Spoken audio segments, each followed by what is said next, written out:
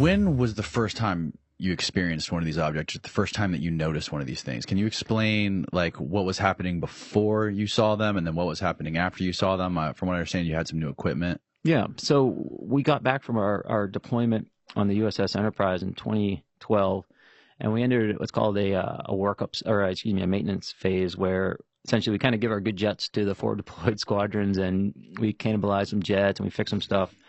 And our jets were just so happened to be ready to be upgraded to a better radar. It had the cooling systems already installed and X, Y, and Z. And so eventually we upgraded. And as soon as we upgraded, we started noticing objects on our radar that we hadn't seen without that upgrade.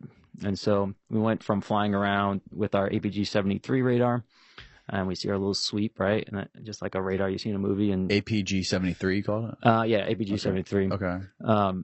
And it's kind of like a. And is this the thing like the clock that goes around in a circle? It kind of, but we see it kind of just like as a box with a line. Sorry, okay. Box with a line. And so, what do we see? We basically just see like a little icon, right? A little blip, and it tells us the speed and various kinematics about it. And that's what we would expect to see. We weren't seeing anything on the APG-73. We upgraded our radars to the APG-79. Big jump. Kind of like digital to mechanical to digital in a sense. Much better, stronger, more powerful, see farther, all that stuff. And we go out there and we'd see objects. We'd see things on the radar. And it's like, okay, well, does my wingman see this? No, he has a different radar. So we kind of just thought it was some kind of error at first. We were seeing objects on a radar that weren't there with the other one. It was just a natural assumption. They were vulnerable, not vulnerable, but they're prone. There was always errors that are involved in things like this, and so we thought maybe some of those had carried over. But long story short, we eventually got close enough to see these not only with the radar but also with the camera system that's on the jet, the FLIR. And so that kind of tucks in on our cheek pad here. Whenever we look at stuff on the radar, all our sensors go to that spot. And so as people were kind of noticing these and taking locks on them, and our sensors would go over, eventually people were close enough to see that there was IR energy coming from those spots as well. What kind of energy? Infrared energy. Okay. And so our camera system, the FLIR, shows us either just like a camera view or IR energy, heat energy. And so that's what you see on, say, the gimbal video, that black and white. He's able to switch it from black to white, right?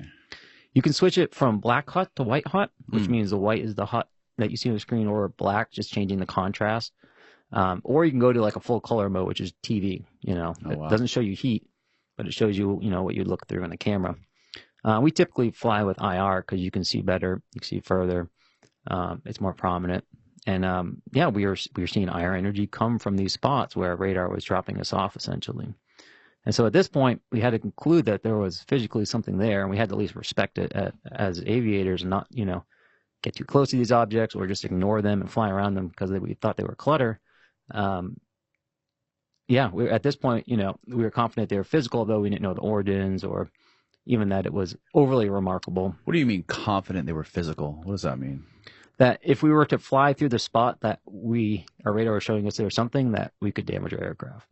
Okay. Generally speaking, right? So what are the possibilities of, if it wasn't something physical, what would show up on the radar that wasn't physical?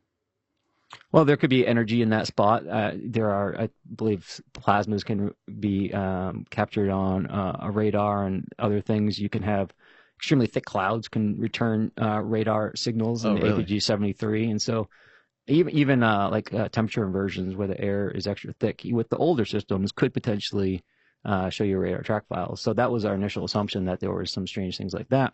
But now to have energy coming from that spot in the sky as well in a very precise manner, as if someone was shining an IR flashlight at us, we had to make the assumption that they were physical at that point just for safety of flight. The first time it happened, it wasn't just like this unbelievable experience, like okay. No, it was just kind of like, something's messed up, right? The radar's messed up. And then when we're seeing energy, it's like, okay, our curiosity is peaking a little bit, but, your drive to survive and do what you're doing out there takes precedence over a lot of things. So this is 2014? Yep.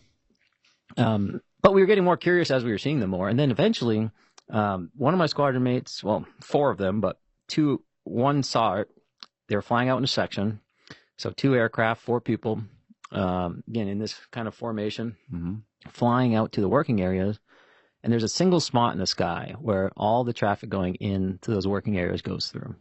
Cap point? Not a cap point, just an entry point. An entry point. Mm-hmm. Okay. What is the Difference? Yeah. Yeah, definitely. What is the difference? But what is the reason for that? So cap point is kind of a tactical term that we use as a combat air patrol holding position when we're looking for a line of defense against enemies. We might be holding at that cap point such that we give a command to push, and now we're attacking enemies. An entry point is just an administrative point in the sky that we all agree upon that is the safest way to enter an area. For entering only?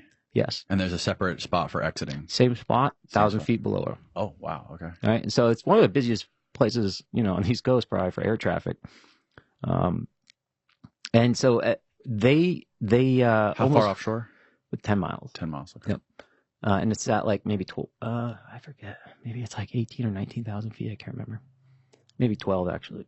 It's been a while. But either way, it's not like at 2,000 feet. It's, you're not going to be seeing Cessnas up there, very often. But either way, they were flying in that formation, and right at the entry point, one of these objects went right between their aircraft, closer towards the lead side.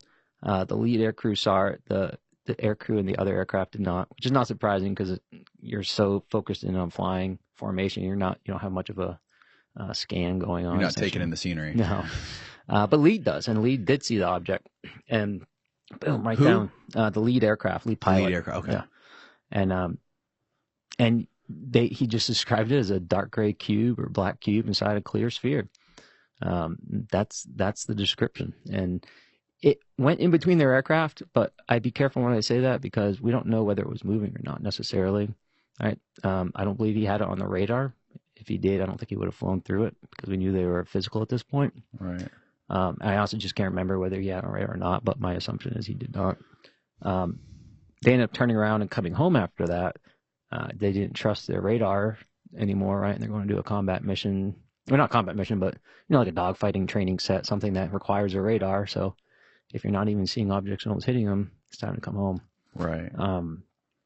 But he came back and, he had all his gear on in the ready room and he was describing what he saw, just as I just described it. And, he's just like, I almost hit one of those fucking things, because we were all very familiar. We didn't have a name for them or anything, but we all were aware of them, that they were a potential safety issue. And, But no one had seen one with a naked eye. Not yet, not until this point. So now, of course, we're all like, whoa, this is getting weird, right? Maybe there's some kind of weird drone thing or X, Y, or Z. I mean, he didn't describe any propulsion. There's no obvious lifting surfaces, but hey, that's what he saw. So we were kind of thinking it was a drone at this point or something. So we submitted a safety report, a hazard report, which is something you submit when there's a chance of a mishap in the future. Like maybe you got lucky this time, but next time you might not be so lucky. Mm-hmm. And this is a good example of that. And so we submitted out and, we were thinking, hey, maybe this is someone's classified drone program. Maybe this is who knows what, but maybe by submitting this report, they'll get the message that, they're stepping out of their lane here and creating a safety hazard. We assumed it was some classified program at this point. Of course, nothing actually happened. I forget the total number of reports that are related to UAP off the East Coast in that period, somewhere around 8 or 10, I think. So it wasn't just our squadron, it was other squadrons that had this type of radar. And, over the course of time, we weren't necessarily going out and, interviewing people or taking any type of data sets, but generally speaking, whenever I talked to anyone on the East Coast that was a pilot that had sufficiently powerful enough radar and they had seen the objects, they described it the same way. Cube in the sphere. Really?